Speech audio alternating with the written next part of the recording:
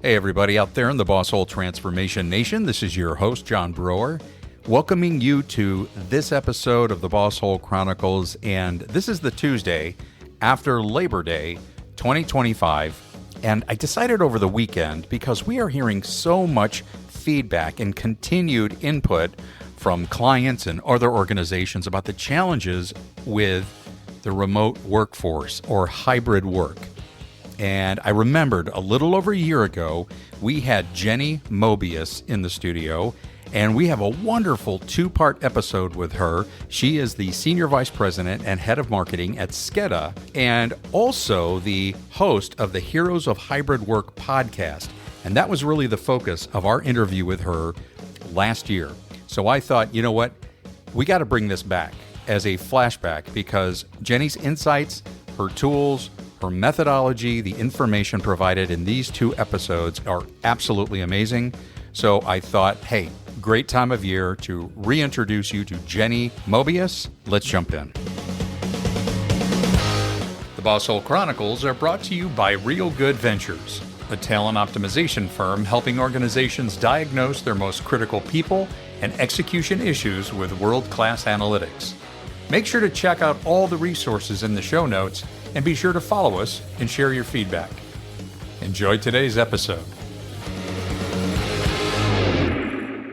Well, Jenny, it is so good to have you on the Boss Hole Chronicles. Welcome. Pleasure to be here, John and Sarah. Just excited to reconnect with you and share what I've been up to since I was at PI. Our audience knows from the intro that we go back a few years. Our introduction to you came based on your days with PI, but you have been, as it is no surprise to us, doing remarkable work out there relative to the world of work and what hybrid means. And of course, in addition to all the wonderful things that SKEDDA does, your creation of the Heroes of Hybrid podcast, I think, is really relevant. When I started to see the episodes and listen to the episodes that were popping up on LinkedIn, I said, oh gosh, not only is it a good excuse to reconnect with Jenny because she's such an amazing individual, but our Boss Hole Transformation Nation listeners need to hear this. So let's just kick off with your inspiration behind the podcast, Heroes of Hybrid, and why it's so critical now. Absolutely. So something I haven't mentioned to you before is, after PI, I really wanted to continue my own passion of helping people in their own workplaces, right? We spend more time at work than we do with our own families. And I knew at SKEDDA that I could continue that mission for myself, how to make workplaces better. Mm-hmm. At SKEDDA, there was a unique position to really lean into hybrid work, obviously, because that's what we help. Our software helps with, helping hybrid workplaces have better technology. So that's first and foremost, is I was able to continue that. Secondly, people are really struggling with hybrid work. And hybrid work does not have to be hard work. It simply means that managers and leaders need to see everything that they do through a new lens, and that's the hybrid work lens, and lead with intentionality. So what I mean by that is hybrid work, just to take a step back, hybrid work means coming in a few days a week into the office in person. Okay. So you come in a few days a week. It could even be 1 day a week. It could be 2 days a week. But at some point, you are in person with your colleagues. The rest of the days, you work remotely. So that's what we mean by hybrid work. Secondly, we find that the hybrid work debate is over. So, the data is in, and I can share a few data points that really resonated with me. But 62% of U.S. companies and 75% of Fortune 100 now allow some degree of remote work. Okay. Some days in the office, some days working from home. Just 6 out of 158 U.S. CEOs, this report's from the Conference Board, said they would prioritize bringing workers back full-time. Just 6 out of the 158. Wow. And some of my favorites here also include 97 of the Fortune 100's best places to work offer hybrid work. That just shows, how engagement is tied to economic return. Mm-hmm. And 63% of high revenue growth companies embrace hybrid work. So all of that to say, let's just put the debate to rest. Hybrid work is here to stay. it not only increases employee engagement, but it also delivers high economic return. So setting the stage there. The second piece to this is what I said at the beginning is there are really 5 categories now where leaders can focus their attention to make hybrid work work. And it's funny because the more I talk to people, the more I realize it really is just going back to the basics, but seeing it through the hybrid work lens. Before we get into the 5 categories, Yeah. because and we've had episodes where we have talked about sort of the unusual nature that few, thankfully, executives or business leaders are taking when they are mandating a return to the office. I agree with you. We are in total agreement. This is no longer an anomaly. It is a reality. COVID, if it did anything, it sort of codified it and said, this is, we've been doing this. We haven't been doing it more formally. And now it's here. So, but I have a quick question. Why are some leaders so insistent on coming back? What's your philosophy on that? I'm amazed by the determination by some, and they're very vocal about. Some have been very vocal about it. What's your assessment of that? I think, again, it's going back to the basics. It's a trust issue. Hmm. A lot of leaders, really prefer, having people right next to them, seeing them work, Right.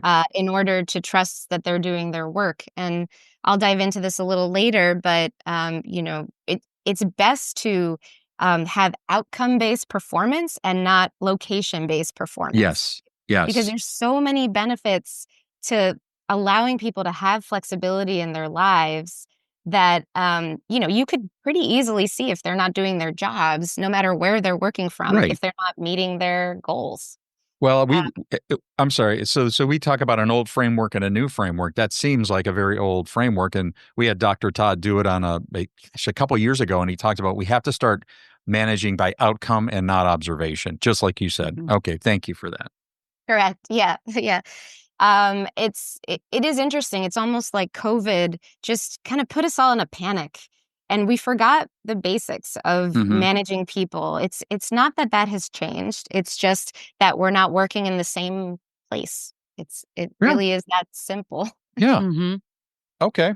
Can I All ask you a right. question? Sure. John, you talked about what about the leaders who seem stuck in this mindset of we got to be in person?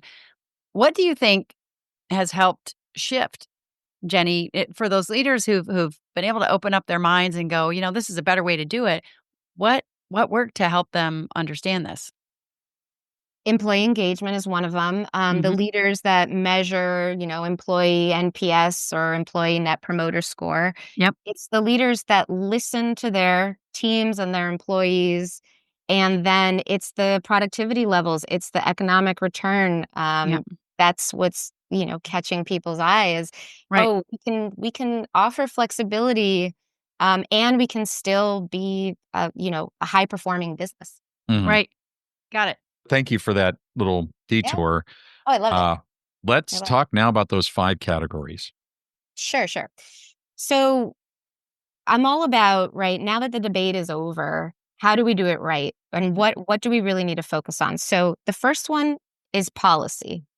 And maybe I should stop at each one so that we can have a little conversation about it versus Sure. just like listing them out. Yep. So the very important first one is policy. So we talked about this already, is how do we engage our employees to build the policy together? And then how do we empower teams to actually decide on the policy?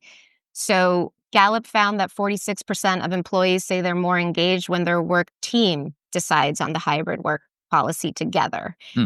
And that is what is actually causing more joy in organizations. It's, causing people to leave less because they're more joyful at work. And really, it just takes one work from home day to reduce attrition. So, one, team level agreements, super important. And two, just having some kind of hybrid work is already reducing attrition and bringing in more talent, right? Because you can, when you have hybrid work, people's commutes become less of a burden. If they say, "Oh, I just need to come in 1 or 2 days a week," I can manage that. I can manage my family schedule around 1 or 2 days a week. So again, like increased joy, increased retention, less attrition, and something I haven't mentioned yet is actually more diversity. Mm-hmm. So Allstate adopted this model, had everything on the team level, and they saw job applications soar 23% and 33% increase among women and people of color. There Wow. you So go. offering that flexibility also brings in more diverse candidates. So very important. Well, the other word that came to my mind was inclusion, meaning we are including you. You are helping to shape the policy. Being asked that question or given that opportunity to be able to say, I'm going to influence and speak into this policy, that's huge. That is addressing what the emerging workforce, which is, evolving, wants. That's Right. great. Yeah. Okay, so policy. All right, makes total sense. Yep. So policy is the first one. Any other questions, Sarah?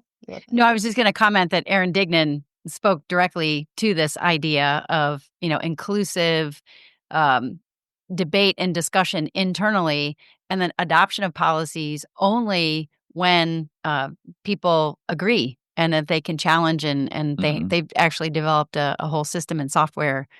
He's the author, by the way, for our listeners, of Brave New Work. We talk about him often. We met him at Optima 2021. Yeah, he was on the program. I'll put that in the show notes. I mean, he was on there too. Good. Okay. Yeah, no, definitely. And we do that at SKEDDA as well. The marketing team comes in Wednesday and Thursday, and that was an agreement among the team members. The sales team comes in Tuesday and Thursday. And maybe something I haven't mentioned is that importance of overlap.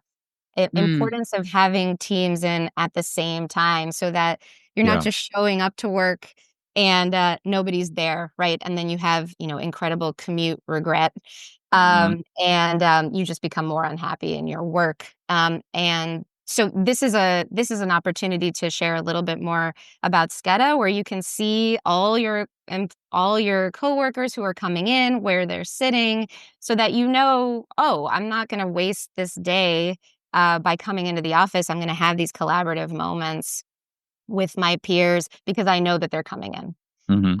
So that's actually a good segue into the second category, which is office design. Okay. So something really important to think about is how much collaborative spaces are on the rise. 58% go into the office for connection, 15% just for focus work, and that's a study by CBRE. So just kind of leaning into the fact that it's not just about having a bunch of desks anymore, individual desks or private desks. It's about creating spaces where people can get their best work done. So I love Gensler. I don't know if you know Janet Pogue McLaurin. She was on my podcast. Definitely one of my favorites. Gensler ran a survey with 14,000 workers and found that 4 categories of spaces were essential. Individual work, creative group work, reflecting and restoring, and connecting and recharging. And we're used to individual work, sure. We're used to creative group work. We have meeting rooms. But this reflecting and restoring and the connecting and recharging really resonated with me. Something that I really recommend doing is forming neighborhoods for these exact reasons. So, for instance, you could have a neighborhood in your office that's just for quiet work, and you can have a neighborhood in your office that's just for, louder work, sales folks, right? BDRs, SDRs. That's something that's missing from remote work is having people listen to the conversations. Like, how are you marketing this? How are you selling this? I would say probably heavy on sales and marketing for the louder areas. Right. And the quiet areas, though, I think sales and marketers also need that too. We need to dig into data. We need to have places for focus work. And so the way that we design our offices is changing. And again, the first place to start is listening to your employees. What do you need, right? Yeah. And what's going to make this workplace experience, this new way of working, most productive for you? Jenny, what strikes me also is obviously all of our backgrounds in behavioral analytics. We all know that there's some of us that have a desire, the 3 of us, as a matter of fact, for community connecting, but we also do need that quiet, reflective time. There is a huge company here in Columbus, well known, and they built this amazing, this was pre-COVID, this expansive, amazing campus, but there were no spaces to go and work alone. I mean, there were a few and far between, but it was all this open concept when that was like super popular. And you just knew that that was going to be a mistake. You can't you can't go from all isolated individual desks to no holds barred, no walls, nothing whatsoever. Right. You have to have that. And I love that combination. That makes so much sense. Thanks for that. I mean, to me, I'm envisioning workplaces where I've worked and how one in particular actually was in Toledo, Sarah. They had all that, and I'm not sure that they did it intentionally, but you had those different neighborhoods. I love that. I love that metaphor. I'm thinking of a previous employer of mine that well before COVID designed several floors within a multiple story building just that way that you described. I think the 4 areas of focus were represented, and people were like, I don't really know what to do with this. It was bumpy at first, and now I think all their floors are that way. But what I thought about is for the people that, they're more private and introspective, they like to have their space, or the ones who like to, mark their territory with their pictures and what, Sure. not to take us off track, Jenny, but what about those people who, like, how do we shift the mindset? Like, I don't claim this one space and have all my stuff, like my drawer of snacks and my pictures and Yeah. it's mobile. How do people deal with that? Sure. So the first thing is to have a workplace management platform where you can book your desk, right? Because Mm. once you have that, so we obviously use SKEDDA at SKEDDA, and I get on the train on Wednesday and I go onto my app and I say, oh, this desk is open and it's next to other marketers, right? We have more of a marketing neighborhood than a loud versus quiet. And so I can book my desk, and that way when I come into the office, I feel very comfortable knowing that that's my space for the day. I don't have to share it. I could bring a picture of my family. I could put it on the desk for the day. Obviously, it's still important to have shared snacks in an office. Don't forget about your snacks, Oh yeah. people. Oh yeah. So, we have a snack.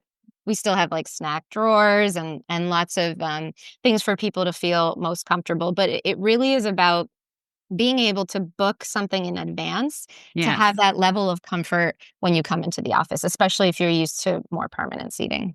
So That's great. cool. Such That a is great cool. solution. The third category, and near and dear to all of our hearts, is having the right tech stack to bridge the physical and remote worlds. I really, this one is really important. I know people, say they lose their productivity because of tech that doesn't work, right? And people are miscommunicating and not communicating because hybrid work is so much harder from a communication perspective. So what I recommend is first is talking to your employees, seeing what they need, but especially if you're globally dispersed, like most companies are today, to bring in the right talent, is having a system of expectations. So, what's expected of you when you come to the office, whether you're in the office or remotely. For instance, are you expected to be on chat, Slack, Teams, or Google Chat? Are you expected to be on there all day? Right. What are the expectations for response times? And how do you best use that with your global teams? And I think it's super important, and also going back to the basics and simplicity. So I'll give you an example. I had an employee start, and I'll talk about this a little later too, but in the a Gen Z employee. And poor Gen Z, right? They were in college during COVID. They didn't have a ton of mentors. They didn't have a ton of in-person interaction. They didn't have internships, right? They were just, a lot was taken from Gen Z. And I just assumed that people knew, right, that they had to be online when they worked from home between certain hours. And I just assumed that they knew that response time should be about an hour, give or take for remote communication. This person was kind of all over the place. And I started, so here's a tip, right? I felt like I was becoming a little bit of a boss hole because I was assuming that this person wasn't working hard. Right? And I was falling a victim to what we talked about at the beginning, which is I'm used to a Monday through Friday, 9 to 5. That's how I grew up in the work world. Mhm. And so I started having really false assumptions about this person. There you go. When I took a step back, I checked myself and I realized I have to set expectations for these people. Right. I have to teach them how to work in this new world of work so that those assumptions don't exist. And so we can kind of nip them in the bud. So that was a lesson learned for me as a manager of Gen Z in the hybrid world is from day one, have those expectations set. I actually have them at the end of every weekly meeting. I just have them living there. It's Okay. hybrid work expectations so that nobody has any questions about what's expected of them. Pure gold.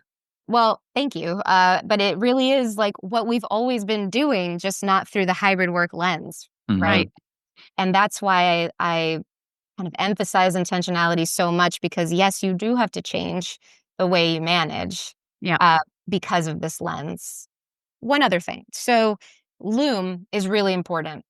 So I'm not sure if you're familiar with Loom, but it's basically a mechanism to record your face with the work that you've been doing, and in order to share it out with people Mhm. who you may not be overlapping hours with in your workday. So one of my favorite things that we do at SKEDDA is you finish a day of work, you can't communicate with your EMEA, APAC people at the moment. So what do? You sit down, you record a Loom of all that's been done, 5-minute Loom. You share your screen with, your face. And then when they wake up on their day, they can get started on where you finished off. Mhm. And again, same with remote work and, not seeing people every day. If they can wake up and feel prepared for their day by just simply recording something for them, that's another way that you can bridge the virtual and the physical gap and really takes 5 minutes. See what I mean? Very practical tips to help you understand how do we manage the idea of a virtual or remote or hybrid workforce. Go into the show notes and you will see a link to part 2 of that episode with Jenny Mobius.